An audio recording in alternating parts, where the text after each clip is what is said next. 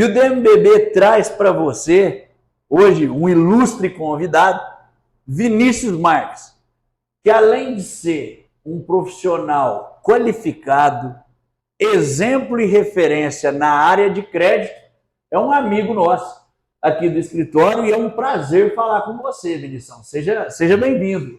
O que eu esperava era o Vinição, para saber se eu falo Dr. Fábio ou Fabinho direto. De forma alguma. Muito obrigado. Realmente é bacana ter esse bate-bola em Ribeirão, que é uma cidade pujante da nossa região, agressiva demais no agro. E tá aqui no escritório de advocacia, que além de ser referência em Franca, e vai ser referência em Ribeirão Preto, é maravilhoso, né? Agradeço demais o convite, viu, Fabinho?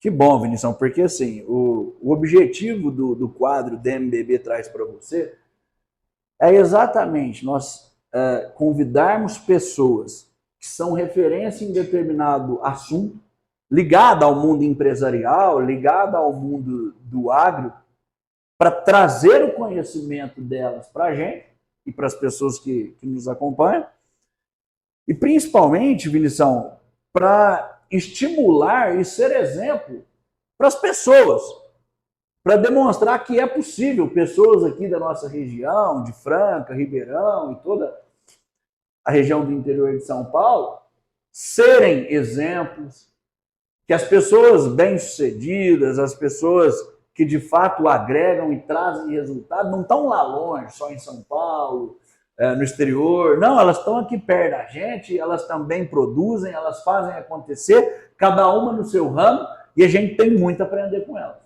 Muito. E a gente acha que o acesso à informação ele é muito difícil. Às vezes a pessoa vê, já aconteceu comigo, do produtor querer tomar um recurso comigo e achar que eu sou como se fosse uma pessoa assim inatingível. Na verdade, o que eu mais quero é estar na roça do cara, é estar produzindo junto com ele, sabe?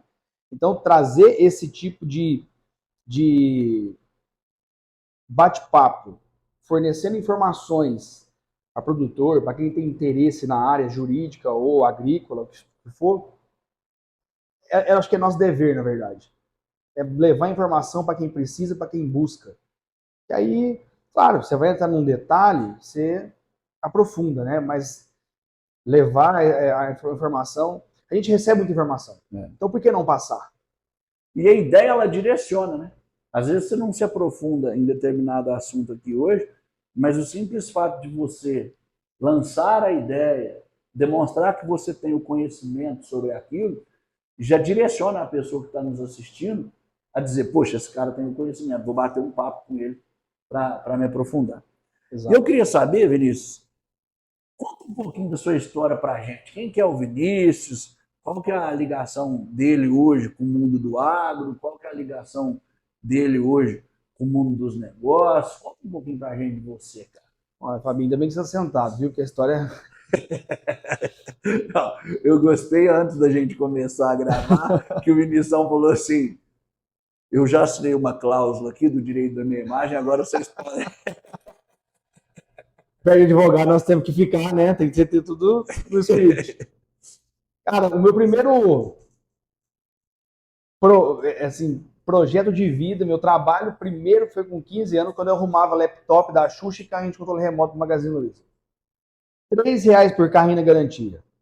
Eu comecei muito cedo a receber mães e pais que compravam esses brinquedos infantis e quando dava algum problema ou quebrava alguma coisa e estava dentro do período de garantia, eles iam até minha casa e falavam, oi, tudo bem? Eu comprei esse carrinho no Magazine Luiza e agora eu estou aqui para te trazer, você arruma para mim? Então eu tinha um e-mail corporativo da Candide. Você também, cara. Que eu mandava o e-mail, vinha as peças via correio, eu arrumava ali em casa mesmo e devolvia. Com 15 anos? Com 15 anos. Então, a lida com o público, desde cedo, eu sempre tive. Depois comecei a dar aula de violão, a domicílio. Então, imagina, montava na bicicleta Então, eu sempre dei muito com o público até eu cair no agro. E cair no agro foi uma coisa assim, foi uma mudança de chave mesmo. Então, o meu primeiro emprego já no agro foi de motoboy, na fazenda do Café Tio Pepe, lembra? Em Franca, né? Claro. Café Tio Pepe, Café Casa Seca, Dr. Ramon, Pepinho e tal. E dali a gente foi eu fui aprendendo muito na fazenda, fui passando de fase, vamos pensar assim. Eu comecei a fazer RH, depois compras, parte financeira da fazenda, até que eu saí de lá para montar a empresa com o nosso estimado amigo Luiz Otávio, Tucura. Ficamos sócios por 7 anos e desde então, desde 2012, que foi quando a gente abriu a empresa juntos, sempre focado em financeiro, em crédito rural. Então, eu nunca fui aquele profissional que trabalhou com produtos, insumos, né? Sempre na parte financeira. Porque além da escola da vida, eu tenho certeza que isso que você me falou, do acesso às pessoas, da lida com o público, te transformou num excelente comunicador, e isso abre portas. Então, além da escola da vida, você também fez agronomia, né? Sou engenheiro agrônomo formado. Engenheiro agrônomo. E com especialização em finanças. Agora, em julho, quando nós vamos mudar o ano safra, eu tenho uma prova da FEBRABRAN, que aí eu me torno, na verdade, um especialista em crédito rural. Tem uma diferença aí. Desde sempre a gente atendeu bancos. Então, você é produtor, e aqui tem a instituição bancária. Eu sempre fiz a ponte, né? Porque os bancos, há, sei lá, 20 anos para cá, eles vêm terceirizando muito esses setores, né? Internos. Então, o banco tinha agrônomo interno e hoje é tudo terceirizado. E nós somos uma empresa terceirizada do banco. A Morai. A Morai. E qual que é a história da Morai? E além da história da Morai, hoje a gente pode interpretar, a gente pode entender, além de prestar uma consultoria em toda a área do crédito, você é um intermediador de crédito? Intermediador. Morai, o nome Morai vem de uma ruína inca que fica no Peru, na cidade de Maras, região do Machu Picchu. E ali foi a primeira noção de agricultura do mundo. Então os incas começaram a perceber que Morai ele parece um estádio de futebol. Então aqui são as arquibancadas. Do epicentro até o ponto mais alto são 400 metros de altitude de diferença. Então eles perceberam que determinada cultura produzia melhor em clima quente e úmido, ou seja, baixo, e outras culturas, beterraba, batata, por exemplo, em climas mais secos e frios e altitudes maiores. Então por que veio esse nome, né? Como é a primeira noção de agricultura do mundo, nós falamos assim, eu vou mudar a chavinha, eu vou na contramão. Então, em vez de você, produtor, ir ao banco para buscar crédito, por que eu, como agrônomo, viciado em finanças, não posso ir na sua propriedade, entender o que você precisa e buscar esse recurso em várias instituições, trazer uma melhor proposta de prazo, carência, juros, por exemplo? Porque o que a gente observa muito, ainda mais advogando para o produtor rural e para o empresário, que a oferta de crédito é muito grande. E falando num linguajar bem simples, o Banco do Brasil empresta dinheiro, o Bradesco empresta dinheiro, o Santander empresta dinheiro, a Caixa Econômica Federal empresta dinheiro. E principalmente também, Vinícius, acho que você vai falar um pouco disso hoje, instituições privadas, tal como fundo de investimentos, casas de crédito, também têm crédito, tanto para a área rural, tanto para a área industrial. Nascendo do que eu estava dizendo, a oferta é muito grande. E o produtor ou o empresário, nós acompanhamos isso aqui no escritório, ele sempre fica em dúvida. Eu estou tomando a melhor linha de crédito? Essas são as melhores condições? A minha garantia, ela é apropriada? Ela é suficiente? E até, eu preciso dar a garantia toda? Porque quem oferta o crédito, ele tenta se resguardar de todas as formas. Só que o produtor rural, o tomador de crédito industrial, ele também tem direitos que ele pode se resguardar.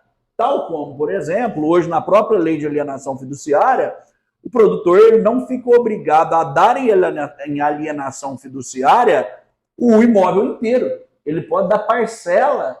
Fração ideal, né? Exatamente. Ele pode dar uma fração ideal do imóvel para garantir determinado crédito. Então, o que eu acho que é importante você trazer um pouco do seu conhecimento aqui para nós. Na medida que o tomador do crédito tem essa dúvida, ele tem várias ofertas, tem muitas nuances que envolvem a matéria. Eu acho que ninguém mais indicado do que um cara agrônomo do campo que fala a linguagem do produtor para falar, não, você vai fazer isso, você não vai fazer aquilo, vem cá, tem essa outra oportunidade, que é exatamente onde vocês estão alinhados. É muito disso. Você tocou no ponto de garantias e aí volta na questão que eu vou até o produtor, entende a necessidade, o que ele busca, e eu levo para tal instituição. Claramente, assim, tem instituição que não gosta de pegar imóvel como garantia. Você fala, mas como assim? Eles preferem a safra. Então, automaticamente, esse credor, ele já atende a algum produtor que é 100% arrendatário, por exemplo. Então, adianta eu levar esse produtor que é arrendatário numa instituição que deseja que a garantia seja um imóvel rural? Imobiliário. Então, não dá certo. Então, esse filtro também que a gente causa no escritório agiliza e acelera o processo, direciona bem, sabe? O produtor, ele é muito bom em produzir, mas quando a gente fala de finanças, poucos lidam bem com esse tema. E eu ia falar algo exatamente nesse sentido. A pessoa, quando ela tem a capacidade de produção, quando o negócio dela é jogar a semente na terra e fazer aquilo ali acontecer, fazer aquilo ali prosperar, ela deve focar naquilo que ela tem bom. E ela pode se cercar de bons profissionais que vão trazer, inclusive, melhores benefícios econômicos para ela na hora de captar o crédito.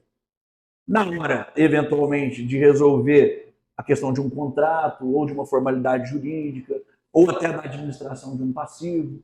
Ela pode se rodear de profissionais de confiança para que resolva o problema dela e deixe trabalhar de verdade. Exato. Porque não adianta nada a gente, é igual eu, me aventurar na área do crédito. Aquilo que você faz em minutos, eu vou levar dias. Não que você não que você não sabe fazer, né? Mas às vezes demora mais, a gente até comentou da outra vez de agilidade, né? Todo mundo busca hoje ser muito ágil. Então, quando o profissional é dedicado, automaticamente a gente brinca que matar o leão por dia é fácil. O duro é desviar das antas do caminho. Não é verdade? Então, a gente desviando, sabendo como é que desvia das antas, a gente mata o leão mais fácil.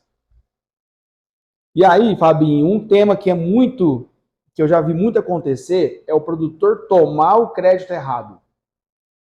Então, assim, às vezes ele está acostumado naquele banco, naquela instituição a tomar um recurso, e ele vai fazer uma compra de um implemento, de um trator, alguma coisa que pode ser dividida a longo prazo, ele vai lá e faz uma parcela única para o ano que vem. Então ele toma um recurso de curto prazo, enquanto ele poderia para um investimento que ele poderia fazer a longo prazo. E perde em liquidez, né? Total, né? Você enforca, querendo ou não, você acaba se enforcando um pouco, né? Acreditando numa safra futura. Então, o que a gente mais direciona é como tomar esse crédito, o porquê tomar esse crédito. Nós tivemos um desfalque muito grande em recurso de crédito subsidiado em 2023-24, né?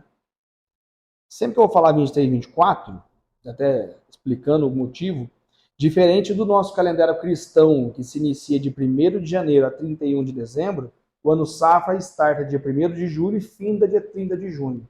Então, por isso que os anos são picados. Nós vamos ter o lançamento do ano safra agora no final do mês que vem, para começar uma nova etapa, respirando aí safra 24-25. Então, na safra 23-24, em julho do ano passado, o governo diz que ia aportar quase 400 bilhões em créditos subsidiados do governo. A demanda nacional hoje nós estamos perto de 1,3 tri. Então, falando em porcentagem... Sobra 1 trilhão. Pá. Sobra 1 trilhão e falando em porcentagem, o governo chega mais ou menos 25% do que precisa. Os outros 75% está na mão de empresas privadas, fundo, FDICs, o que você pensar. E aí, com a Selic de 14,25 que tínhamos no cenário anterior a esse que está 10,5 agora, os créditos sim ficaram mais caros.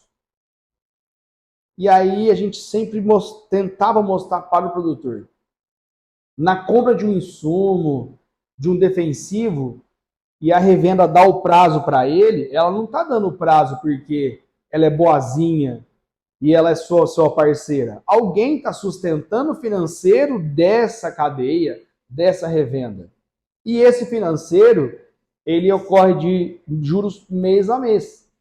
Então, por mais que você tomasse um crédito de 15%, 16% ao ano, e você chegar na revenda e brigar por uma compra à vista, com certeza o desconto da revenda você pagaria os juros da instituição que te emprestou o dinheiro. Então, o que a gente quer fazer é perpetuar, obviamente, o produtor, a família, né? Em sucessão, que aí entra um ponto muito jurídico. A gente é mostrar para o produtor que nem tudo que parece caro é caro.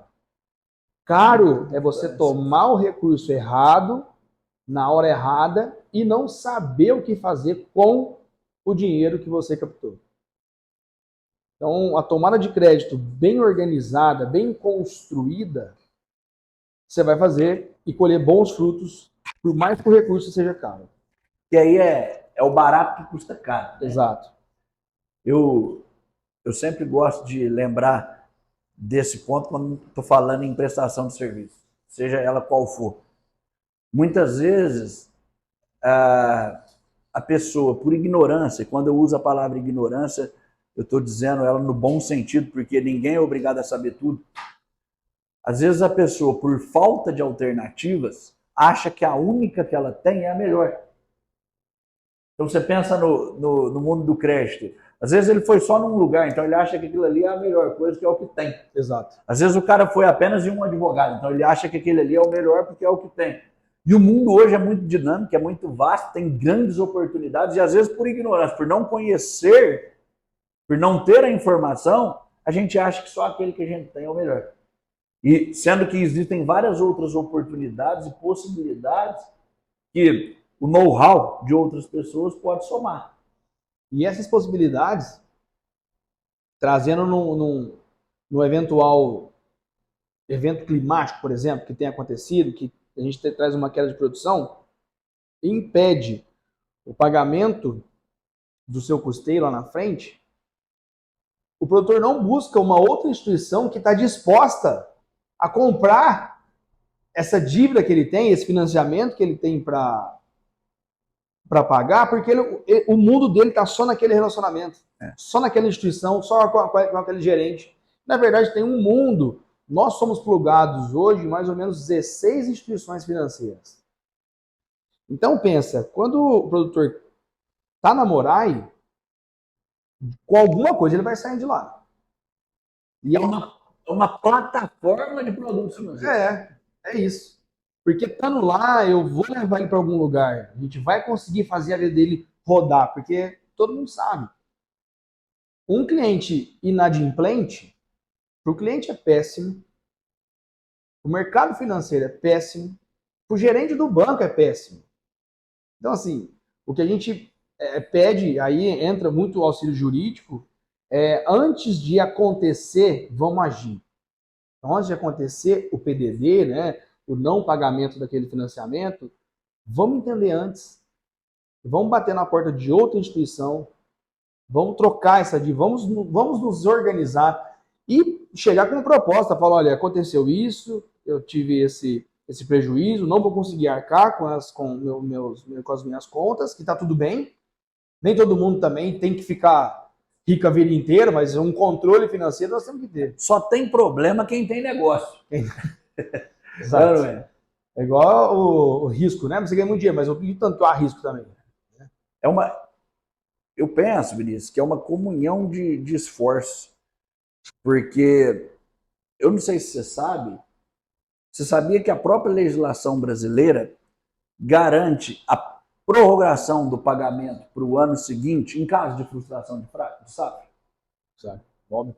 Então, E às vezes não é acionado isso, né? você pode alinhar tanto a tomada de um novo crédito, como buscar uma negociação e uma medida fundamentada para prorrogar aquela parcela ou aquele vencimento para o próximo ano. Então, existem várias possibilidades que, às vezes, por desconhecimento, a pessoa não lança mão dessa medida. Inclusive, você falou algo que eu acredito muito, eu estava até num podcast junto com o Thiago Vanini, que fui muito bem recebido lá recentemente, que nós estávamos falando. Passar por dificuldade financeira não é uma vergonha e não é algo inédito. Pelo contrário, é totalmente típico e normal do mundo dos negócios. Hoje, como você sabe, a maioria das empresas, e talvez as empresas sólidas, são tomadoras de crédito e levam a atividade alavancadas. E não só por necessidade, às vezes, mas por viabilidade.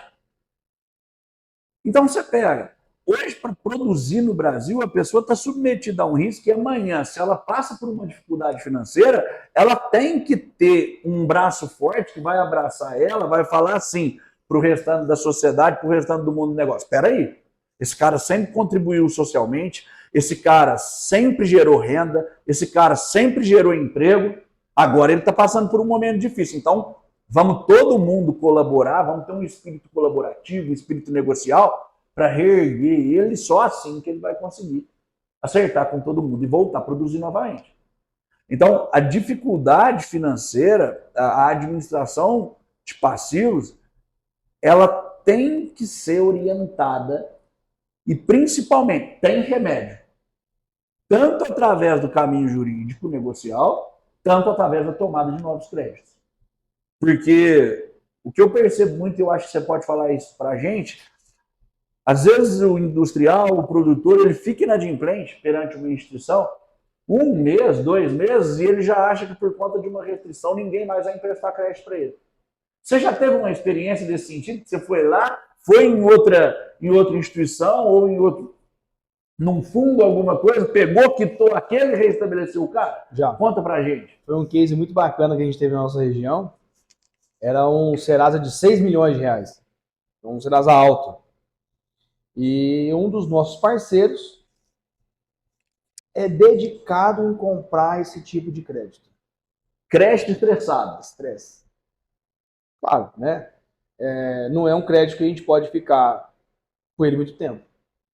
Então, o que a gente faz? A pessoa está afogada. A gente puxa da água, respira, pega esse crédito, roda o Bacen, alinha a vida, monta a proposta do banco e fala, ó, agora eu vou tomar crédito de novo.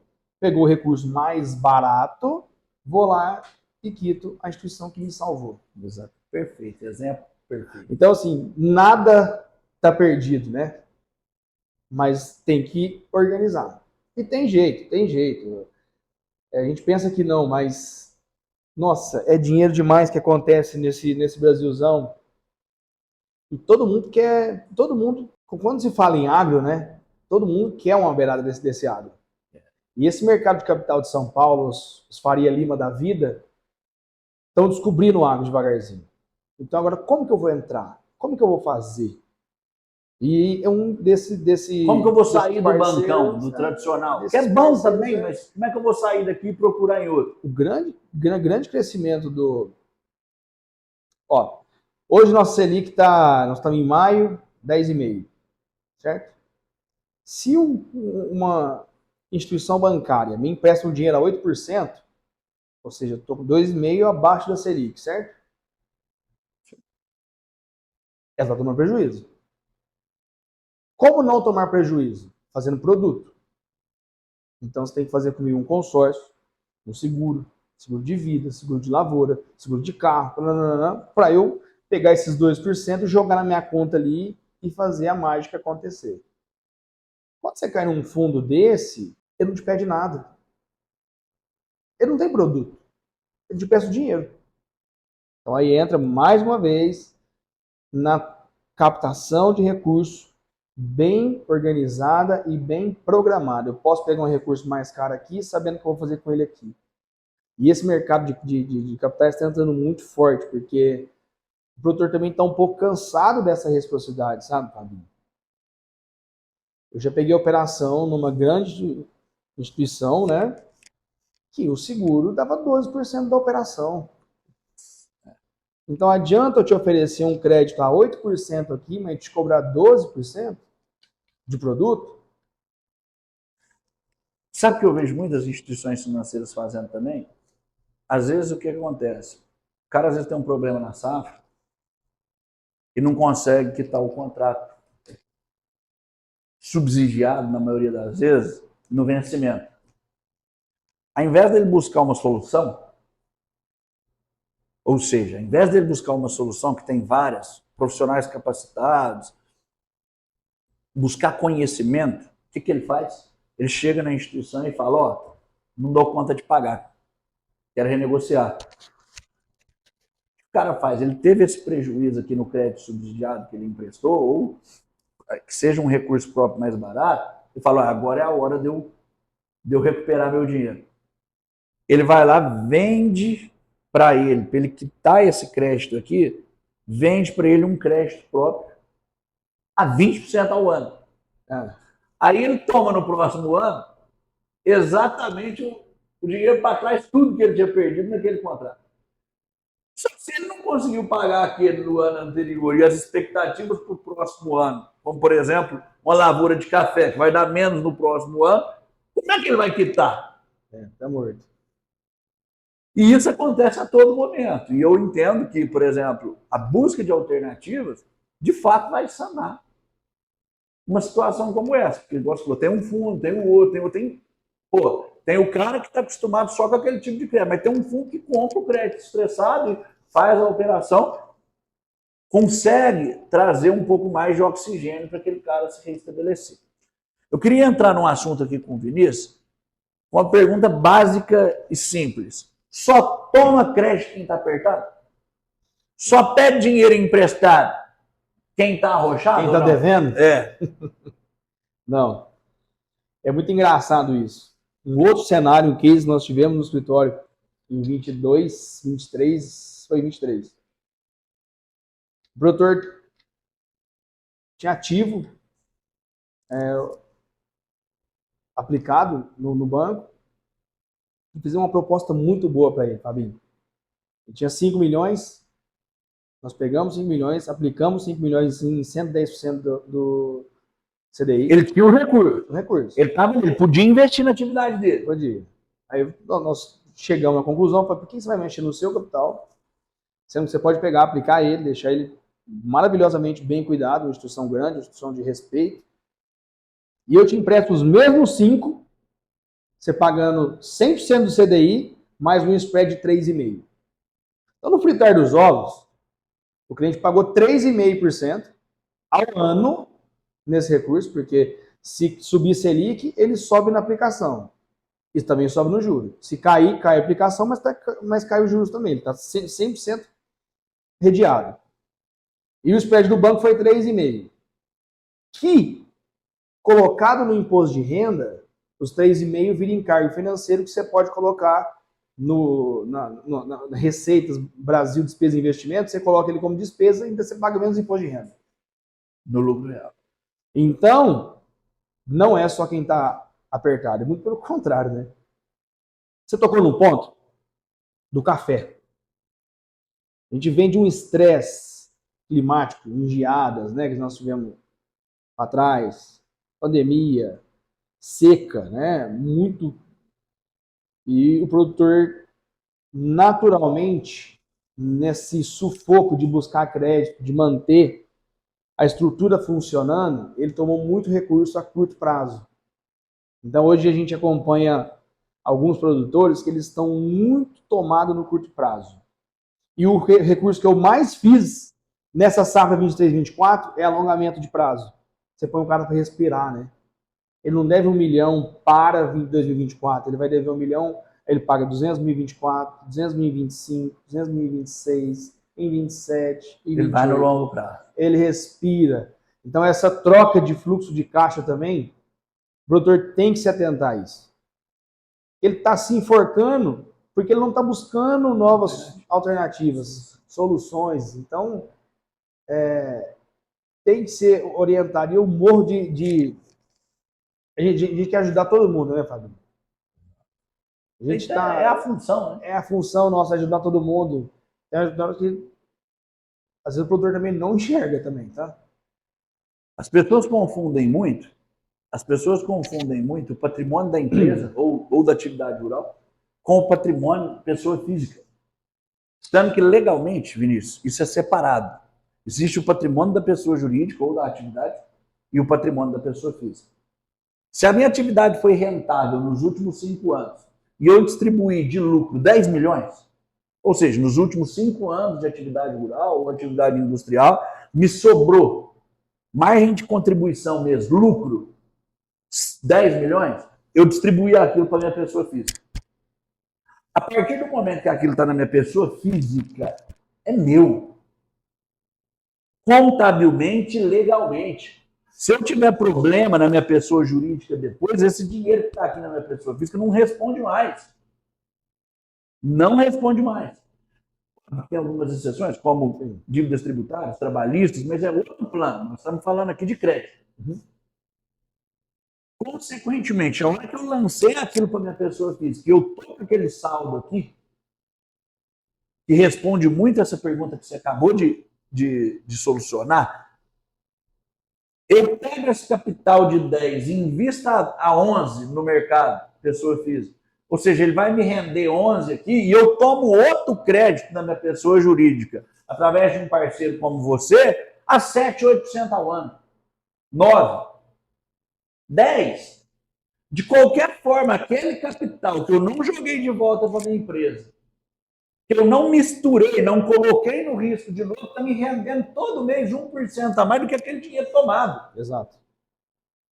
Então, o cara que sabe trabalhar dos dois lados, ele ganha dinheiro com o próprio dinheiro, que não é mais da atividade, e financia a própria atividade com dinheiro externo, porque o mercado tem a solução, tem a linha. Isso é gestão, né? Gestão. Tanto que tem proprietário vendendo imóvel e arrendatário comprando. Proprietário vendendo imóvel e arrendatário comprando. Então, é porque produz mais ou menos? Não sei, pode ser que sim, claro. Né? Tem um pesquisador do sul de Minas, eu gosto muito do que ele fala. E ele lançou assim, uma irrigação, por exemplo, no cafeeiro, vai me trazer maior produtividade? Aí ele falou assim, depende. O cara que produz 20 sacos de café por hectare, se ele irrigar, ele vai produzir 21. O cara que produz 30 sacos por hectare, vai produzir 33. O cara que já produz 45, 50 sacos, vai produzir 60, 62 sacos. Então, na verdade, não está na irrigação a galinha dos ovos de ouro. É que o cara que produz 20 sacos por hectare, ele já está fora da atividade. Não paga conta. Então, por isso que a irrigação não vai agregar para ele. O trabalho de dentro de casa, de quem produz 20 sacos por hectare, não está sendo feito. Agora, o que produz 45 sacos por hectare, entendi. Esse está fazendo um bom trabalho dentro de casa. E aí uma irrigação vai te agregar 10 sacos por hectare nesse ponto. Está muito ligado à gestão e à eficiência, independentemente de mais um instrumento. Porque a irrigação é só um instrumento. Agora... Eu estou gostando demais desse papo. E eu estava pensando, né, Vinição? Eu posso falar que hoje a Morai, através do Vinícius, é um shopping do crédito? Pode. A Morai, gente, então a Morai é um shopping do crédito do interior de São Paulo. Do interior de São Paulo. Ribeirão Preto, Franca e toda a região. O cara vai chegar ali, vai ter diversos produtos que ele vai poder escolher aquele que é feito sob medida para ele. Exato. Hoje que vai corresponder à fase que ele está vivendo, à necessidade que ele está tendo. Hoje a gente empresta mais ou menos 300 milhões no ano. A intenção é, até 2026, beirar o bi. Como que a gente vai fazer isso? Atendendo mais produtores, mais instituições e diversificando cultura. Eu fiquei por muito tempo só no café, até conhecer Passos, por exemplo, que é uma região que já tem cereais, suinocultura, que é diversificado demais. A gente fica aqui em Franca, Fabinho, é muito engraçado. A gente acostuma, né?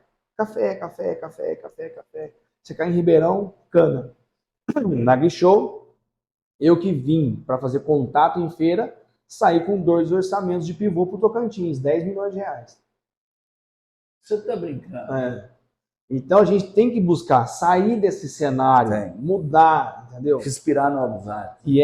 Movimentar, né? Movimentar.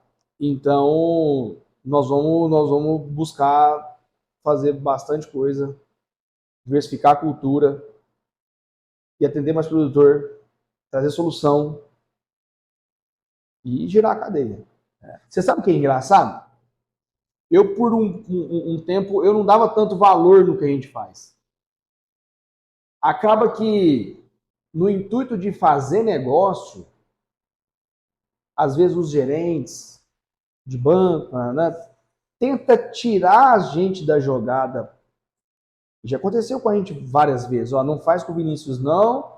Vamos fazer assim, ou então fala pro Vinícius dar um desconto. No final ele fala, ó, você deu desconto pro Vinícius, o Vinícius deu desconto, não deu? Agora você tem que fazer comigo um consórcio, um seguro. Pô, mas que sacanagem, né? Mas enfim, já aconteceu. Eu quero dizer, nessa busca incessante de emprestar, a gente não vê a essência, que é o por que você está buscando esse recurso? E eu não me valorizava. Quando eu falo meus amigos agrônomos, projetistas, financeiros e tal. Você tem ideia que pelo trabalho que a gente faz, que é um olhar técnico do banco, eu ponho dinheiro na conta do produtor, eu assim, instituição, mas a gente auxilia no crédito, e a partir daí ele vai produzir, e a empresa dele, seja grande ou pequena, com certeza tem um caseiro, que tem uma esposa, que tem filhos, que os filhos estudam na escola, que o motorista do ônibus que busca o menino na fazenda para levar para a escola, depende desse menino estar dentro de uma propriedade rural. A professora, seja ela escola privada ou não, o trabalho dela está ali porque aquela criança, olha a cadeia que você movimenta com um simples, não é simples, mas um enter no teclado e o crédito ele está na conta. E você sabe que você falou isso de às vezes da gente não se valorizar, e é algo, Vinícius, que acomete a grande maioria das pessoas. As pessoas são importantes, elas são necessárias, elas contribuem, e na grande maioria das vezes, só elas não estão enxergando aquilo. Talvez por alguém mal intencionado, algum dia ter falado uma palavra mal colocada, e por inveja desmerecer das pessoas, porque hoje o que mais tem é alguém que te critica primeiro para depois te copiar. Na verdade, as pessoas no começo elas te criticam, depois elas começam a te ouvir e aceitar, porque você já está falando mesmo. Quando elas começam a ver que dá certo, elas começam a te copiar e te admirar. Porque eu acho que o que você quis dizer é que o cara falou, mas o cara é agrônomo, ele não tem que estar metido no crédito, ele tinha que estar ali dando consultoria em fazenda e tudo mais. Cara, isso é a maior bobagem. É igual quando as pessoas olham para um advogado e falam assim, o advogado tem que estar fazendo petição, o advogado tem que estar dentro do judiciário, brigando. Não. Qualquer profissão hoje, o objetivo dela tem que ser resolver problema. Qual é o problema que o mercado tem? Qual é o problema que o produtor tem, que o industrial tem? Eu vou resolver. É isso que valoriza as pessoas. E você vai ter um valor, você e qualquer outro profissional, muito maior, quando você passar a aceitar que você não é um vendedor de crédito, você é um solucionador de problema.